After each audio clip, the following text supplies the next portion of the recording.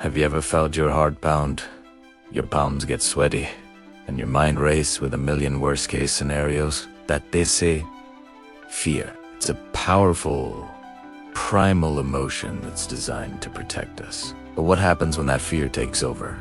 When it starts controlling you instead of you controlling it? It can stop you from taking risks, trying new things, and living your life to the fullest.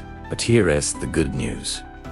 You have an even more powerful tool at your disposal, your rational mind. Today, we're going to dive into how you can use the power of rational thinking to face your fears head-on. The first step is to simply acknowledge the fear. Don't fight it or pretend it isn't there. Just say to yourself, okay, I'm feeling scared right now. Naming the emotion takes away some of its power. It separates you from the feeling, allowing you to observe it instead of being consumed by it. Think of it like a storm. You can't stop the rain, but you can find shelter and wait for it to pass. Acknowledging your fear is like finding that shelter. Once you've identified the fear, it's time to question it. Our fears often love to exaggerate and tell us dramatic, untrue stories.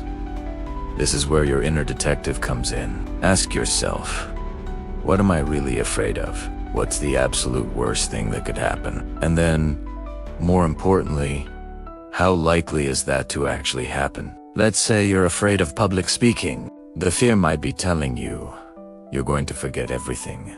Everyone will laugh, and it will be a total disaster. Now, let's get rational. How many times have you actually seen someone completely forget their entire speech? And even if you stumble over a few words, will people really laugh?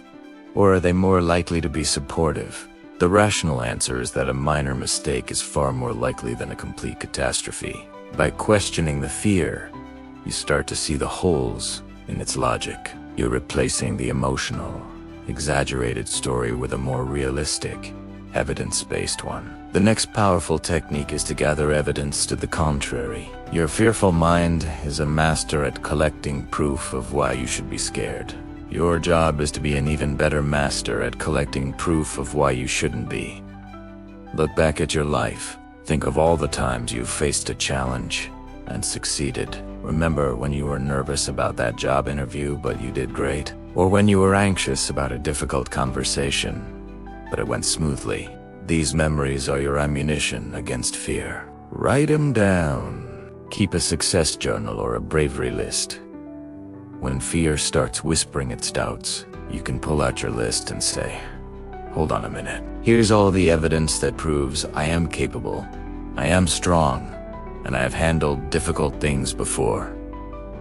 This isn't about ignoring the risks. It's about giving yourself a balanced view. It's about remembering your strengths just as much as you remember your fears. Finally, take small, manageable steps. Facing a huge fear all at once can be overwhelming, but breaking it down into tiny, bite-sized pieces makes it doable. If you're afraid of heights, don't start by planning to climb a mountain. Maybe start by looking out a second-story window. Then, then maybe walk across a low bridge. Each small victory builds your confidence and rewires your brain to understand that this thing you fear is unactually a threat. This process, known as exposure, is one of the most effective ways to conquer fear for good. Remember, controlling fear isn't about eliminating it completely. It's about changing your relationship with it. It's about learning to listen to its message without letting it dictate your actions. You are the one in the driver's seat of your life, not your fear. By acknowledging, questioning, gathering evidence, and taking small steps, you can turn fear from a paralyzing force into a manageable part of your journey. Thank you so much for watching. If this video resonated with you, please give it a thumbs up and hit that subscribe button for more content on living a more empowered life. See you in the next one.